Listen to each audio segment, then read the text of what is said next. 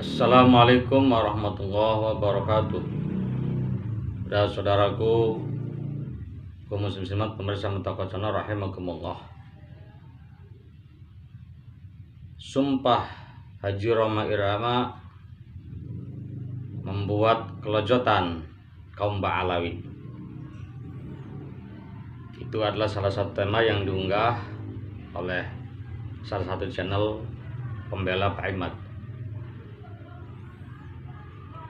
Kalau orang bersumpah dengan nama Allah, kita sebagai muslim harus percaya. Adapun kedustaannya, andaikan dusta, dia berbohong, itu urusan dia dengan Allah Subhanahu wa taala. Namun kita tidak bisa menerima kebenaran isi sumpah itu. Apalagi kalimat-kalimat yang disusun itu di situ ada yang perlu dikoreksi. Ya, sebab Bang Haji Rhoma Irama mengatakan, demi Allah, saya ada yang menelepon seorang Habib untuk membuat sertifikat nasab dan nanti akan diajukan ke Rabithah Alawiyah. Di situ kan pertanyaannya, benarkah itu yang menelepon itu seorang Habib? Atau jangan-jangan ada orang yang mengaku Habib? Nah, itu seharusnya Bang Haji Rhoma Irama harus tabayun baik-baik dengan hal itu. Sebab suara itu bisa ditiru. Ya. Makanya saya sangat disayangkan ya. Bang Haji umur sudah setua ini ikut dalam pusaran nasab, polemik nasab. Bukan karena Bang Haji ikut ke sana, ke Pak Imad, bukan. Permasalahannya orang yang sepuh itu, apalagi umur di atas 60-70, seharusnya lebih memperbanyak zikir kepada Allah Subhanahu wa taala. Menjauhkan hal-hal yang itu sifatnya duniawi, menjauhi kesibukan duniawi. Bukan masuk pusaran dalam polemik seperti ini. Terlebih seharusnya Bang Haji harus banyak bertanya dan mengkaji ya kepada ulama-ulama sepuh, ulama yang berkualitas, bagaimana tentang nasab Ba'alawi. Bukan satu pihak memberikan informasi diterima begitu saja.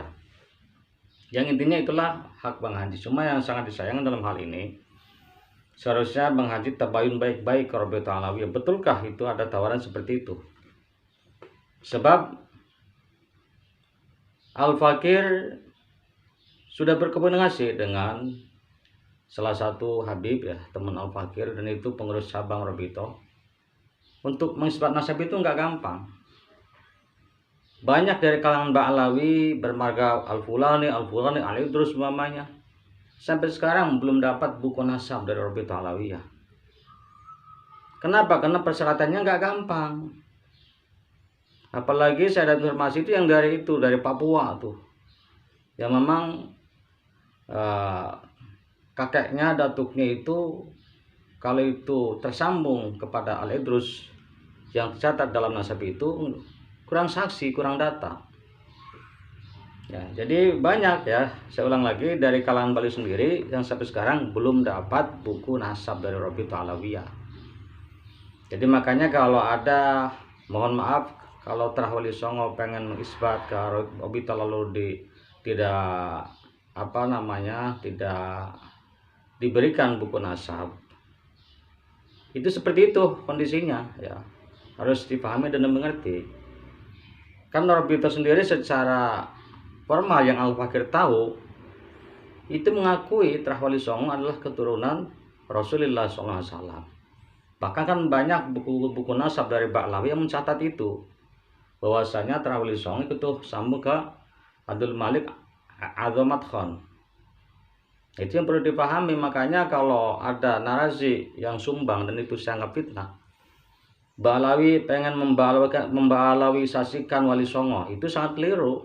Faktanya itu sudah tercatat dalam buku nasab sebelum polemik nasab itu ramai-ramai seperti ini. Nah, jadi para pemirsa, jadi saya menganggap ini kalau Rabithah melakukan itu suatu yang naib dan tidak mungkin. Robito melakukan itu sebab saya tahu siapa beliau-beliau yang di Robito, walaupun tidak tahu banyak begitu siapa Habib-habibnya begitu. Tapi saya mengerti yang Al-Fakir kenal itu ukola ya, anubala, orang-orang berpikiran gitu, orang akil. Apalagi ini kan masalah gaduh nasab palsu atau sertifikat palsu tentang nasab Ba'alawi. Itu kan di awal polemik ini udah rame ada tuh, bahwa ada jual beli sertifikat Ba'alawi gitu. Ternyata kan itu ada maklar ya, orang mencari keuntungan itu, dan itu bukan Robito Alawiyah. Nah, ditambah lagi para pemirsa, Bang Roma kan itu penelponnya itu mengatakan nanti biaya saya yang tanggung. Emang biayanya berapa itu untuk bikin buku nasab di Robito? Memang sampai jutaan, ratusan juta, sampai bahasanya saya tanggung. Dan Bang Haji nggak mampu untuk itu. Nggak seberapa, hanya puluhan ribu. Mudah-mudahan informasi ini nggak salah, yang apa terima hanya 50.000 Bang Haji. Nah, para pemirsa, terus ada bahasa jejak digital itu sangat kejam. Ya, memang betul adanya begitu. Jejak digital itu kejam. Kalau kita mencatat, kita menulis, kita berbicara, itu salah.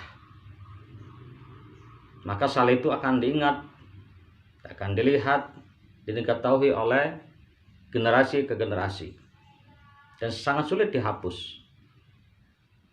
Walaupun sumber utamanya udah menghapus, tapi kalau ada yang mengedit dan disimpan, disebarkan, itu yang sangat sulit. Nah, dalam hal ini Al-Fakir saya sampaikan bahwa ternyata Ba'alawisasi ke Bang Haji ini bukan dari Robito Alawiyah. Artinya ada sebelum itu Ba'alawisasi ke Bang Haji Rama sebelum ada isu tentang apa Robito Alawiyah. Itu Al-Fakir dapatkan di Facebook ya.